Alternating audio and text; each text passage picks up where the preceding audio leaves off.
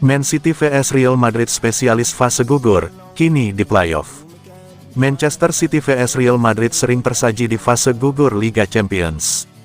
Kini di format baru, keduanya bertemu lagi tapi di playoff babak 16 besar Liga Champions.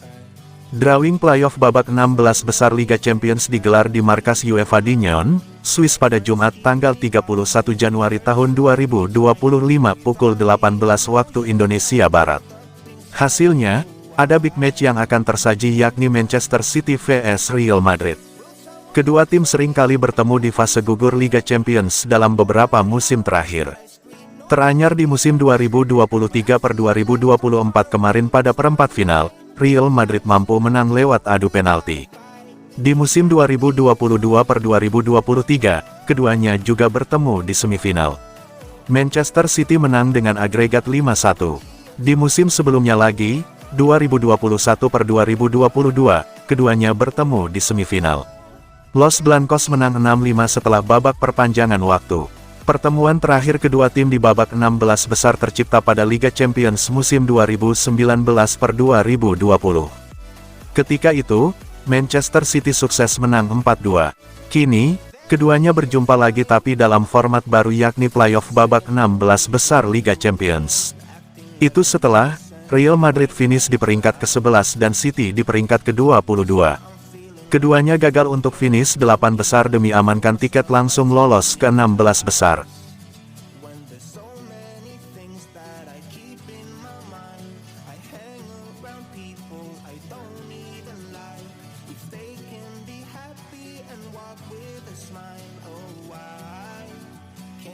Guardiola tentang duel Man City vs Real Madrid, ini seperti derby di Liga Champions. Manchester City kembali harus menghadapi Real Madrid dalam fase gugur Liga Champions setelah hasil undian mempertemukan kedua tim di babak playoff. Pertemuan ini menjadi yang keempat secara beruntun di kompetisi tersebut, membuat Pep Guardiola merasa laga ini sudah seperti derby di Eropa.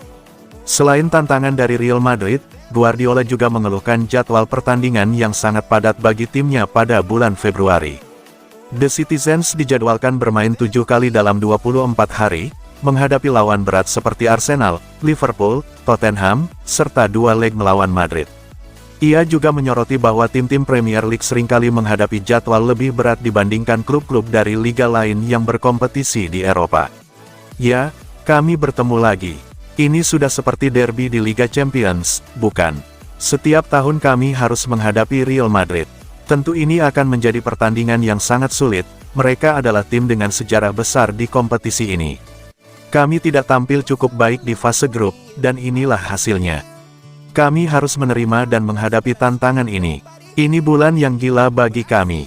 Dalam 24 hari, kami harus bermain 7 kali melawan tim-tim besar.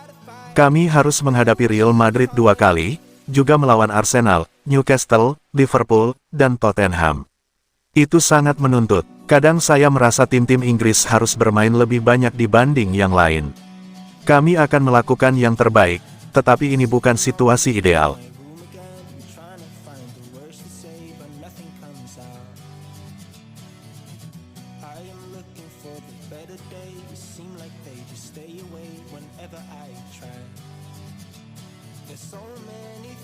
Prediksi Arsenal vs Manchester City tanggal 2 Februari tahun 2025.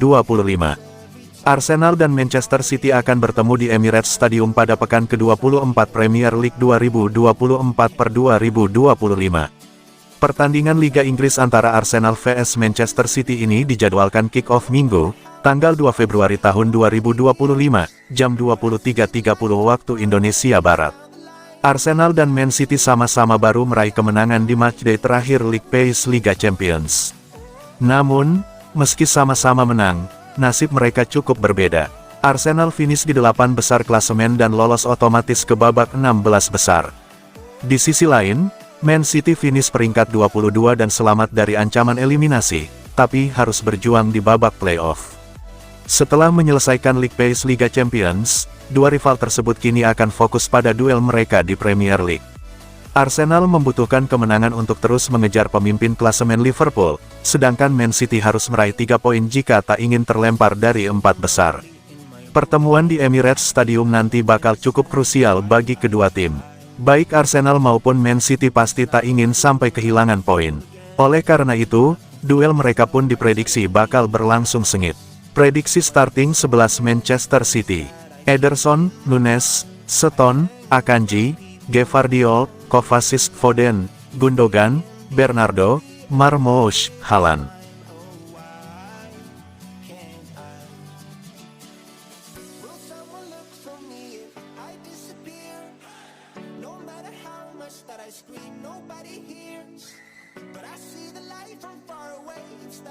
Terkait kontrak baru, Man City biarkan Kevin De Bruyne tentukan masa depannya sendiri.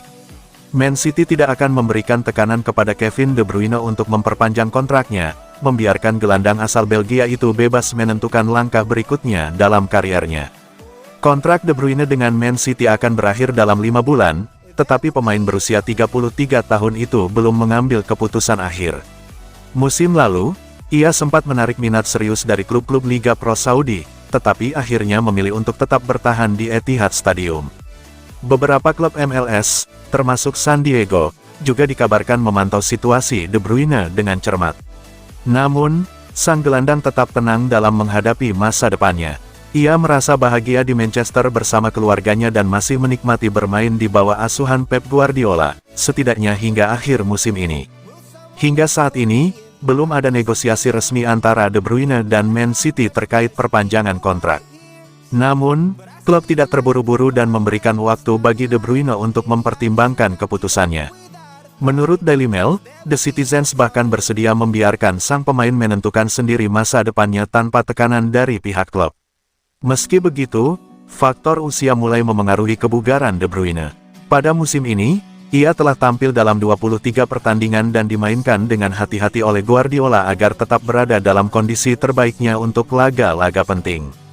Setelah Kyle Walker hengkang ke AC Milan, De Bruyne kini dipercaya sebagai kapten baru Man City.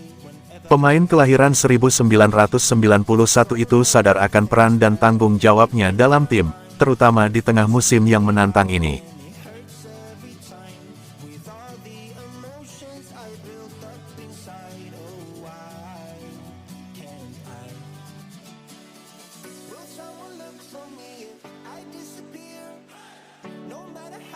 Joško Gvardiol, Husanov punya potensi luar biasa di Man City. Pemain bertahan Manchester City, Joško Gvardiol, baru-baru ini memberikan pujian kepada rekan satu timnya, Abdulkadir Husanov. Menurut Gvardiol, Husanov memiliki potensi luar biasa yang bisa membuatnya bertahan lama di Etihad Stadium. Gvardiol menilai Husanov sebagai pemain muda yang menjanjikan dan percaya bahwa dia memiliki kemampuan untuk berkembang lebih jauh. Abdulkadir Husanov, yang baru-baru ini membuat debutnya melawan Chelsea, langsung mencuri perhatian.